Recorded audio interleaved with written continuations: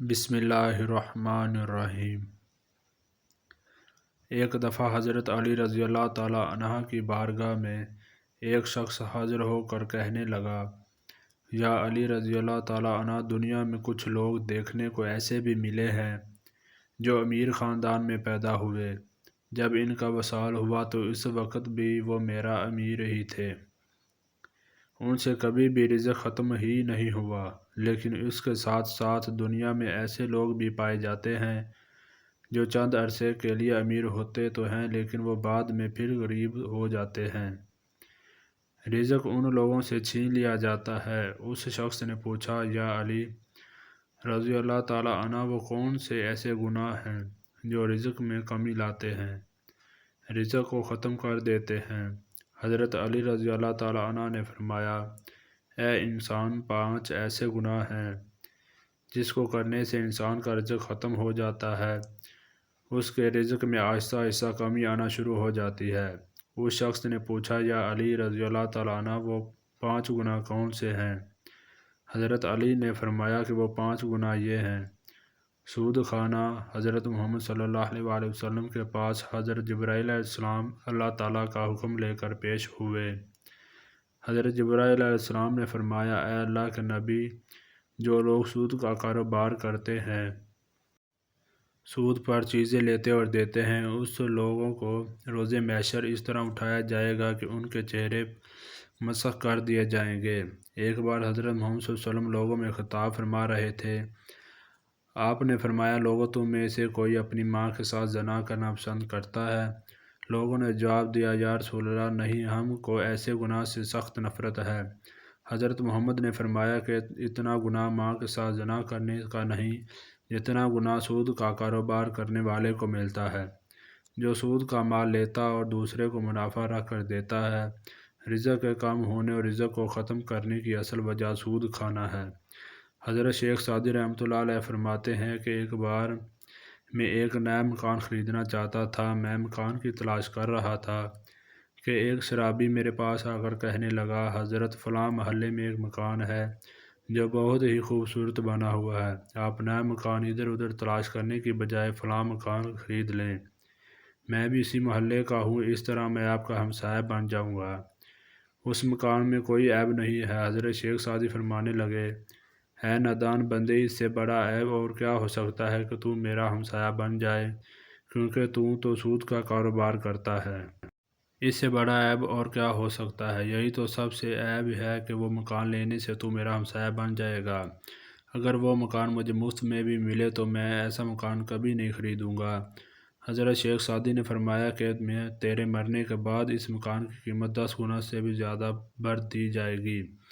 حضرت علی نے فرمایا کہ دوسرا سب سے بڑا گناہ یہ ہے کہ تم کسی نیک اور پرہیزگار عورت پر الزام لگاؤ، تہمت لگاؤ۔ اللہ تعالیٰ قرآن پاک میں فرماتا ہے کہ جو لوگ نیک عورتوں پر تہمت لگاتے ہیں، وہ عورت جو ہر وقت میری رحمت کو آغوش میں رہتی ہے، جن پر ہر گھڑی میری رحمت کی بارش برستی رہتی ہے، جو نماز ادا کرتی ہیں، با پردہ ہیں اور متقی ہیں، جو لوگ ایسی عورتوں پر تہمت لگاتے ہیں، مجھے قسم ہے اپنی عزت کی، میں اس وقت تک ان کو لوگوں کو معاف نہیں کروں گا جب تک وہ نیک عورتیں ان کو معاف نہیں کریں گی جن پر انہوں نے تہمت لگائی تھی۔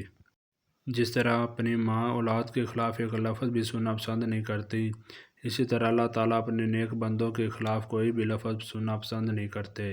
حضرت عیسیٰ علیہ السلام کے پاس ایک بوڑھی عورت آئی، اس نے کہا کہ یا عیسیٰ، میرے شوہر 30 سال پہلے وصال کر گیا، میں اس وقت سے اس سے محبت کرتی تھی، اب ہر روز میرا شوہر میرے خواب میں آتا ہے، میرے خواب میں آ کر مجھے کہتا ہے کہ میری قبر پر آ کر میری قبر کو کھود کر دیکھو، ہر روز میرے خواب میں آ کر یہی کہتا ہے کہ ایک بار میری قبر پر کھود کر میرا چہرہ تو دیکھ لو۔ یا عیسیٰ علیہ السلام، میں بہت ہی دور چل کر یہ مسئلہ آپ علیہ السلام کے پاس لے کر آئی ہوں۔ حضرت عیسیٰ علیہ السلام نے کہا کہ آؤ، میں بھی آپ کے ساتھ آپ کے شوہر کی قبر کھودنے کے لیے جاتا ہوں۔ وہ دونوں اس قبرستان پہنچ گئے جہاں اس بوڑھے شخص کے شوہر کی قبر تھی۔ قبرستان جا کر حضرت عیسیٰ علیہ السلام نے فرمایا کہ بتاؤ، تیرے شوہر کی قبر کون سی ہے؟ بوڑھی عورت نے ہاتھ سے اشارہ کرتے ہوئے کہا، یا عیسیٰ علیہ السلام، یہ قبر ہے۔ حضرت عیسیٰ علیہ السلام نے قبر پر کھڑے ہو کر اللہ تعالیٰ سے رو رو کر دعا کرتے رہے۔ دعا کرنے کے بعد حضرت عیسیٰ علیہ السلام نے فرمایا، اے قبر کے اندر سونے والے، اللہ تعالیٰ کے حکم سے کھڑا ہو جا۔ اس قبر سے ایک ایسا انسان اٹھ کھڑا ہوا جس کو دیکھ کر بوڑھے نے زوردار چیخ ماری اور بے ہوش ہو کر گر گئی۔ وہ کھڑے ہوئے انسان کا جسم تو انسانی تھا، پر اس کا چہرہ مسخ کر دیا گیا تھا۔ جب تھوڑی دیر کے بعد اس عورت کو ہوش آئی تو حضرت عیسیٰ علیہ السلام نے اس زندہ ہونے والے انسان سے دریافت کیا کہ تو نے دنیا میں کون سا ایسا گناہ کرتا تھا جس کام کے بدلے تجھ کو اتنی بڑی سزا کا سامنا کرنا پڑ رہا ہے؟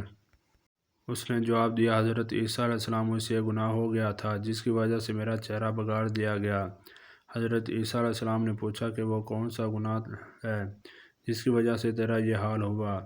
اس قبر سے کھڑے ہونے والے انسان نے کہا کہ میں ایک نیک اور پرہیزگار عورتوں پر تہمت لگا کر ان کا استعمال کیا کرتا تھا جس کی وجہ سے مجھے سزا بھگتنا پڑ رہی ہے۔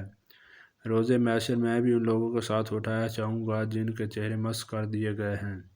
حضرت علی نے فرمایا کہ اللہ تعالیٰ کسی کو شریک ٹھہرانا بہت بڑا گناہ ہے۔ اللہ تعالیٰ کے ساتھ کسی کو شریک مت ٹھہراؤ، شرک مت کرو۔ روز محشر اللہ تعالیٰ ہر گناہ کو معاف کر سکتا ہے، اس گناہ کے چاہے آسمانوں اور زمین میں موجود چیزوں سے بھی زیادہ ہوں۔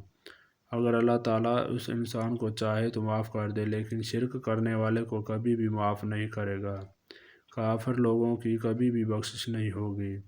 حضرت علی نے فرمایا کہ چوتھا گناہ کسی پر جادو کرنا ہے، کسی کا جینا حرام کرنے کے لیے، کسی کو خوشیاں چھیننے کے لیے اس پر جادو کرنا کہ اس کے پاس فلاں رزق کیوں ہے، اس کو جادو کے ذریعے ختم کر دیتا ہوں۔ حضرت علی نے فرمایا کہ جادو کرنے والا انسان دائرہ اسلام سے خارج ہو جاتا ہے۔ جب کسی جادوگر کی موت ہوتی ہے تو وہ کافر مرتا ہے۔ جادوگر کی موت کبھی بھی ایمان پر نہیں ہوتی۔ حضرت علی نے فرمایا کہ کسی کو دکھ اور تکلیف دینا سب سے بڑا گناہ ہے۔ کسی کو دکھ دینا، کسی کا جینا حرام کر کے خود خوش ہونا، کسی کو رلا کر خوش ہونا سب سے بڑا گناہ ہے۔ حضرت علی نے فرمایا کہ ان 5 بندوں میں سے اللہ پاک روز قیامت سخت حساب لے گا، اور دنیا میں بھی ان 5 بندوں سے اللہ تعالیٰ رزق چھین لیتا ہے۔